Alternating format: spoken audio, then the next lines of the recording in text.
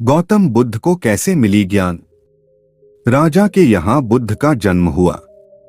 पिता ने ज्योतिषियों को बुलाकर भविष्य पूछा। उन्होंने कहा, या तो यह सम्राट होगा और या तो यह साधु होगा। एक तरह से देखा जाए तो सच्चा सम्राट भीतर से साधु ही होता है। जब ज्योतिषियों की भविष्यवाणी राजा ने सुनी तो वे घबरा गए कि मेरा बेटा साधु हो जाए, ऐसा ठीक नहीं होगा। राजा ने पूछा, कोई उपाय बताए, क्योंकि मैं चाहता हूं कि राजा का पुत्र राजा ही बने। ज्योतिषियों ने कहा कि इसका लालन पालन व पूरा जीवन बड़ी सावधानी में बिताना होगा। अर्थात आपका पुत्र सिद्धार्थ कभी किसी बूढ़े व्यक्ति को न देखे, कभी किसी बीमार व्यक्ति को न देखे और कभी किसी मरे हुए व्यक्ति को न देखे। जब तक ऐसा होगा तब तक वे राजा ही बने रहेंगे। अगर ऐसा नहीं हुआ तो वे साधु बन जाएंगे। राजा शुद्धोधन ने अपने पुत्र सिद्धार्थ के लिए बढ़िया से बढ़िया, बड़े बड़े महल, अच्छे से अच्छा भोजन, दास दासियां और खाने पीने के सामान आदि वस्तुओं के ढेर लगा दिए। पिता ने पुत्र को सुख सुविधाओं में इतना उलझा दिया कि उसे बाहर का संसार याद ही नहीं आया। शुद्धोधन ने समझ लिया कि अब इतने सुखों के आगे साधु बनने का प्रश्न ही उपस्थित नहीं होता। वे निश्चित हो गए। राजा शुद्धोधन ने बिल्कुल पक्की व्यवस्था कर रखी थी कि उनका पुत्र सिद्धार्थ जीवन में कभी भी वृद्ध, बीमार और मृतक व्यक्ति को देख न सके, क्योंकि वे अपने पुत्र को खोना नहीं चाहते थे। सिद्धार्थ का जीवन ऐश्वर्य और सुख सुविधाओं में बीत रहा था। उनके जवान होने पर एक सुंदर कन्या यशोधरा से उनका विवाह हो गया।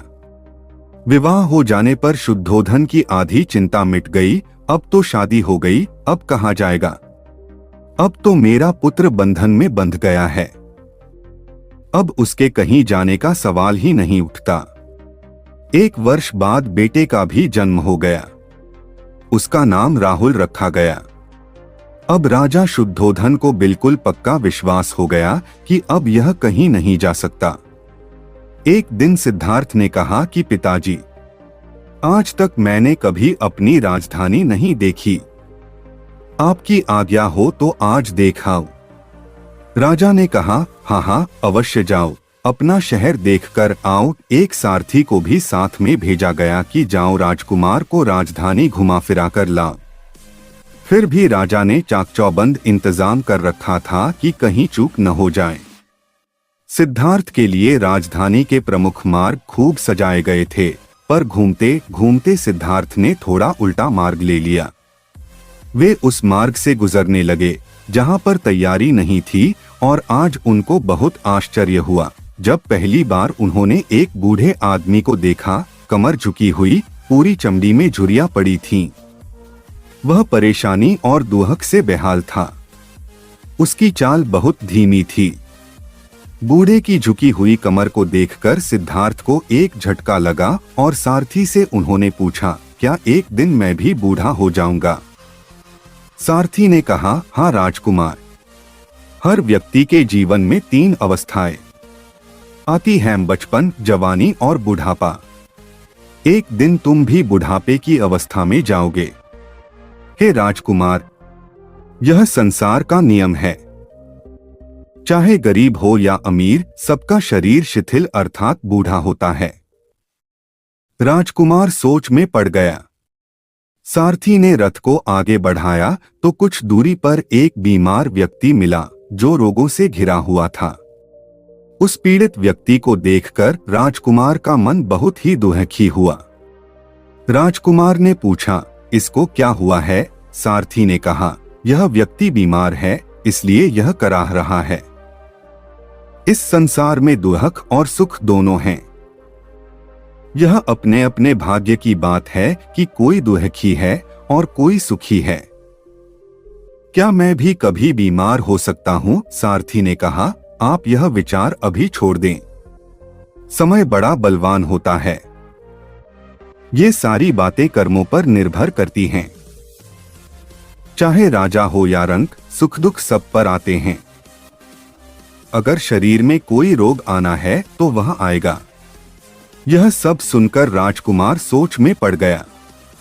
सारथी ने रथ को कुछ आगे बढ़ाया तो सामने से 4 कंधों के ऊपर एक अर्थी को जाते हुए देखा। राजकुमार ने ऐसा पहली बार देखा था। उसने सारथी से पूछा, यह क्या है?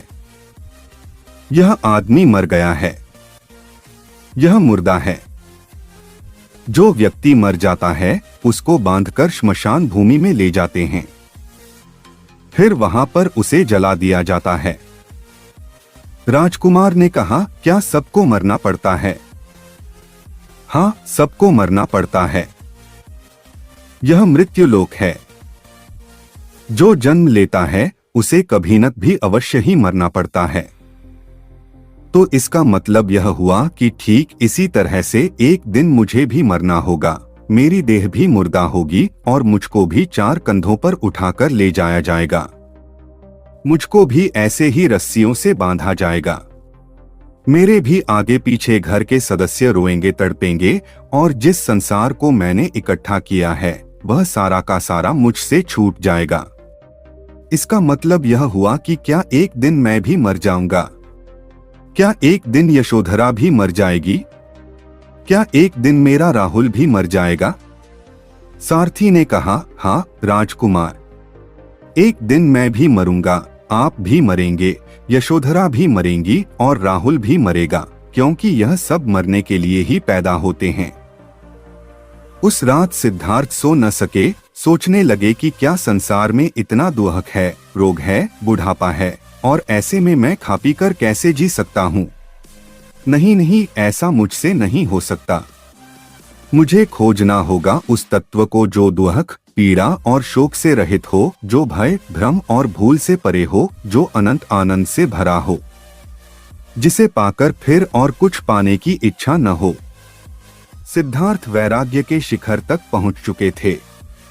बस उसी रात को उन्होंने घर छोड़ दिया। सारथी से कहा कि नगर की सीमा से दूर ले चलो। नगर के बाहर पहुंचकर सारथी को लौटा दिया। फिर कई दिनों तक वन में चलते गए। एक घने पीपल के वृक्ष के नीचे आसन लगाकर ध्यान में लीन हो गए।